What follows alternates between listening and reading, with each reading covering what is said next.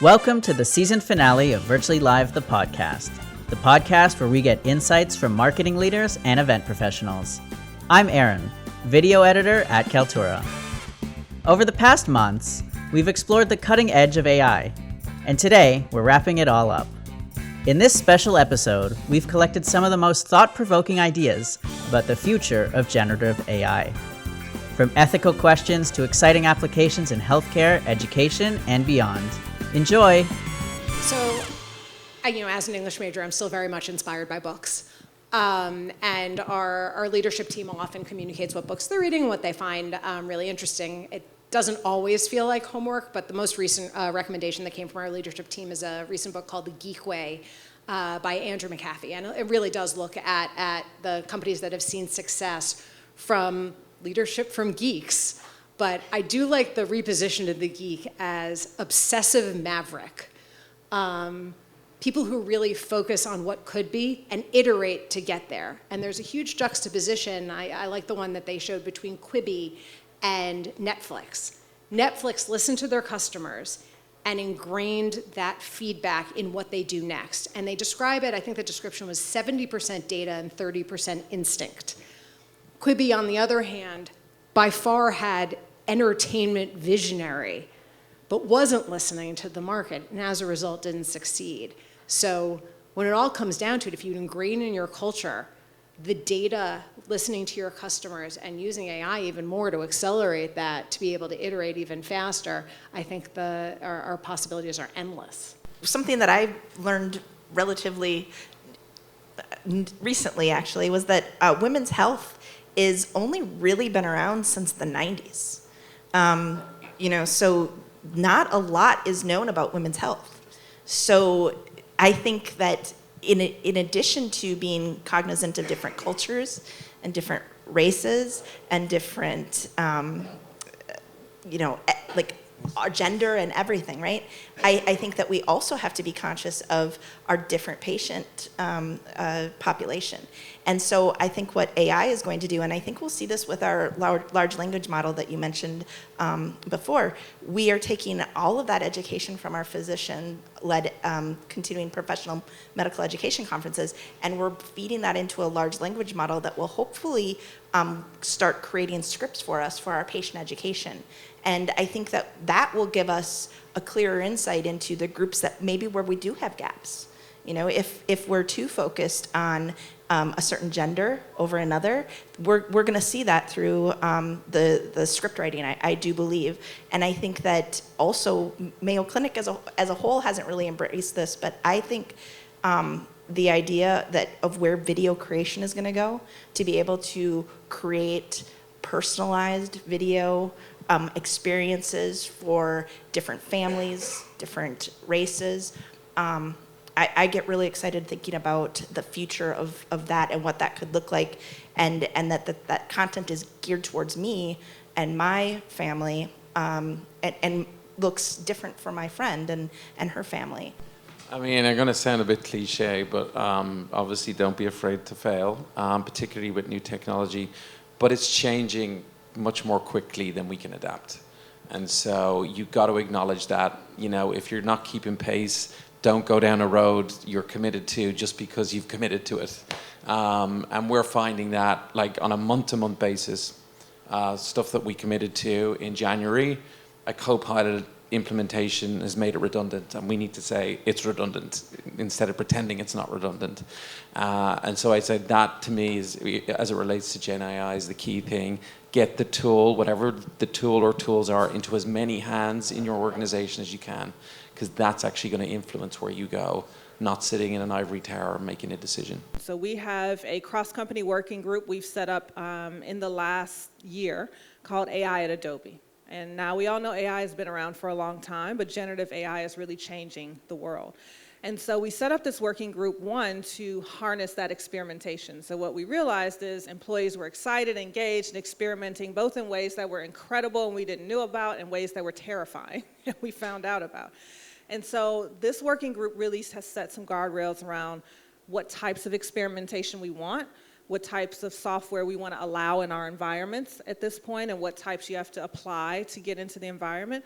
But it really fuels things like hackathons, which as a non-tech person, I never thought I'd participate in one.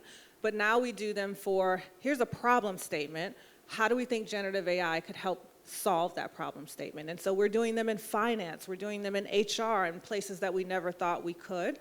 And each business unit has a sort of a lead representation that sits on this committee that is responsible for knowing what experiments are going on, responsible for flushing those up and sharing those learnings. And then as we learn, we start to deploy more software.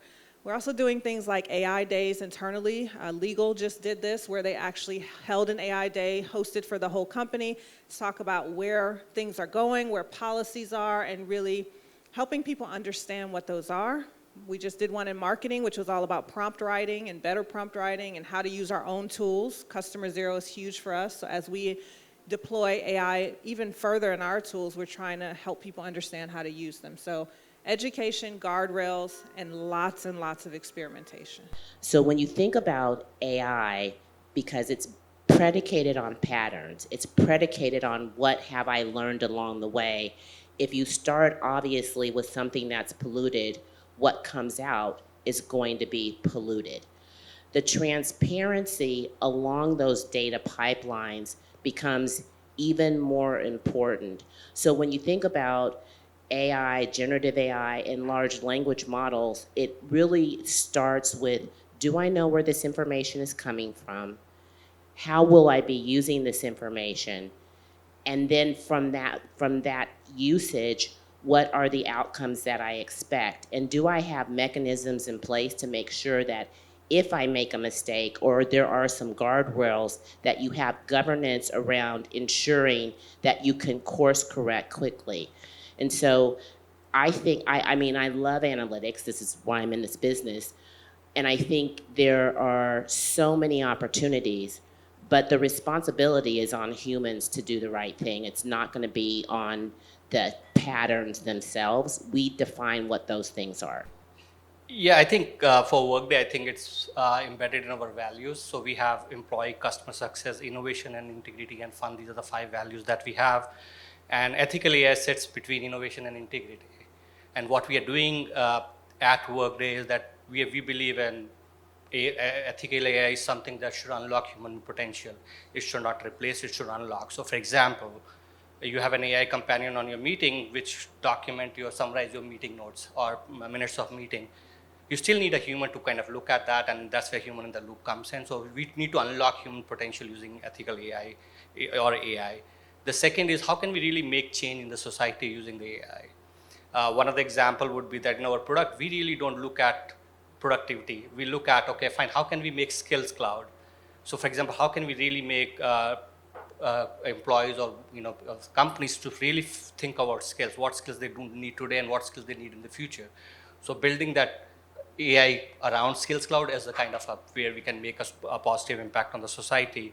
The second is around championing fairness and transparency. We really want to see that we take a risk-based approach on the AI. So when a product manager goes in and really want to launch an AI feature, he goes through a risk-based approach, risk-based assessment around that before launching or before even giving that product out and say, oh, this is the we would want to launch. And the second is our commitment to data and privacy. So we really want to make sure that we are committed to our customers about your data privacies guardrails, and we maintain that guardrails and not violate that by building this ethical AI or AI models in our products. I spoke on an event last week in Las Vegas, and one of my fellow panelists said that AI won't replace you, a person using AI will replace you. And I think that that's a really interesting concept across the board, obviously. But I think around events specifically, thinking about kind of the front end and the back end, we're seeing a lot of applications around the back end, specifically video editing, time saving on creating briefs and all that. I did go into work one Monday and ChatGPT worked, and then by Friday it didn't work anymore. So there's obviously a lockdown, and maybe similar to some of you on the panel, where companies don't want you to use certain technologies. But I think that there are a lot of efficiencies on more that back end kind of event management, event kind of tech production side that will be really helpful. And then also kind of thinking about on the front end, like streamlining content post-event. How do we get content to people from that event faster? And I think that will play a big role too. I think I'm really excited about the use cases of AI for personalization. I mean, again, AI is there to serve humans. So I think it's funny when we talk about, like, is it going to replace us? And then it's just a bunch of AIs talking to each other. It really has to serve humans. And I think, in this post-pandemic era, the TikTok era, like, attention spans are short and people want to make sure that they're making the most of their time, their driving impact, that they are able to get what they need out of an experience. So I'm really excited about AI. We've been working a lot on how we use AI for summarizing content so people can kind of quickly scan, how it can sort of be a little bit of a concierge to help you navigate what can be an overwhelming experience.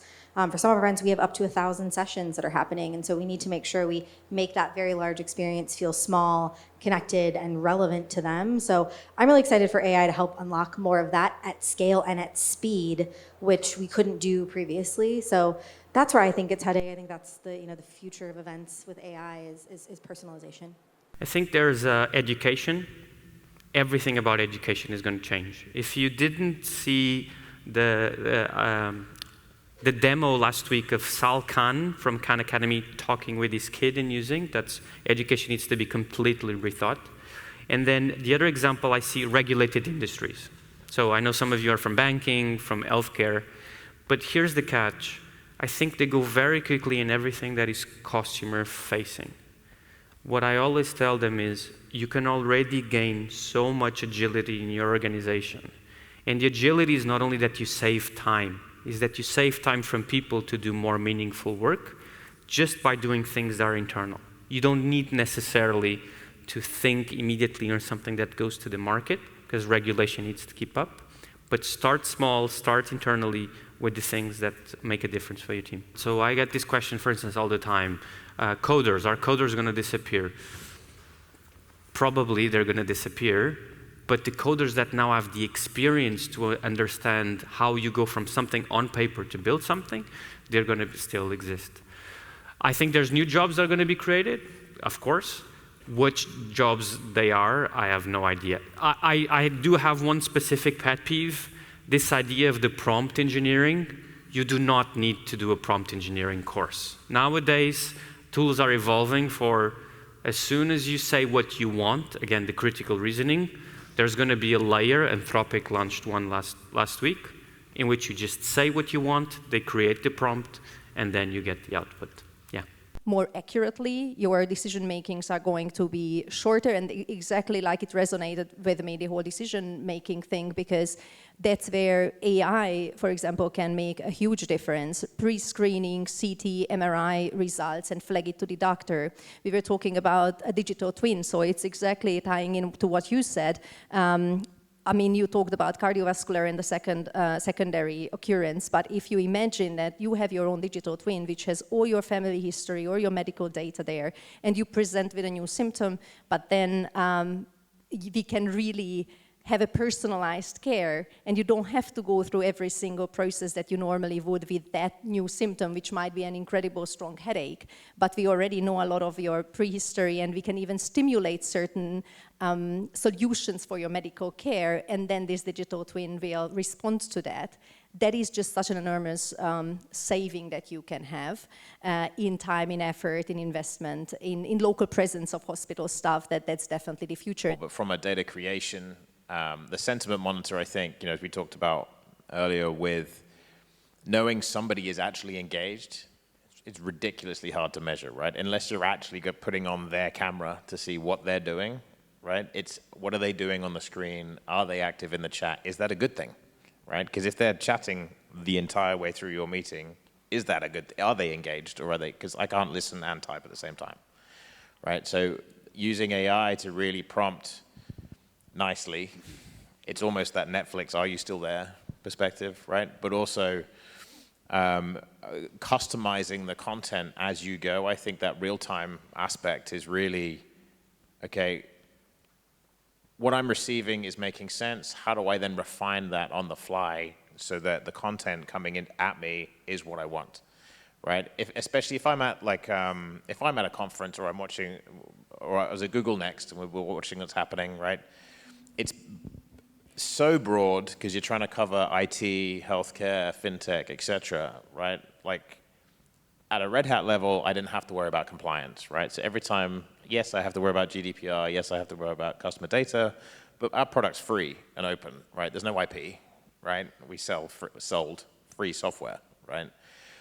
But now I'm in fintech, I actually have to pay attention to all that stuff, right? So I have to pay attention to credit card information. I have to pay attention to finance. How do I get that snippet almost real time? And I think that's the AI perspective going forward, is it's less people listening to the sound of their own voice presenting. It's almost, here's a collection of data and I'm going to organize it for you so that if I need the right healthcare information or the right technologies in my hospitals or wherever it's going, you know who I am, you know who you're selling to, and it's the right creation of content for that moment that will keep me engaged. I think, I mean, again, referring back to the pandemic, it all came from there, right? And I think things have really accelerated. I would estimate probably 5 or 8 years, certainly on our side.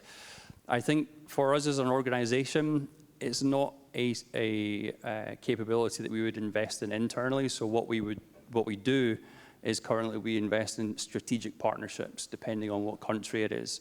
But it certainly, I talked a little bit about, you know, our vision to transform care. It really sits under that. We want to try and enhance health system resilience and capacity, and that is definitely one way to do it.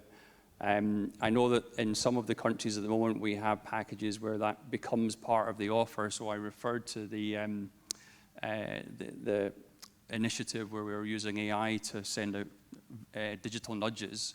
You know, that packaged together, in addition to having access to a virtual healthcare professional as well, is certainly something that we've looked at. Digital engagement, that's the core of the future of the digital transformation. And second, we heard it also from Marco, we all need to reskill ourselves. The digital twin, it's a new experience. AI is going to be there, if we like it or not, if we are denying or if we are angry about that, it's going to be there. The IMF spoke about 1 billion jobs that are going to be changed in the next 6 years.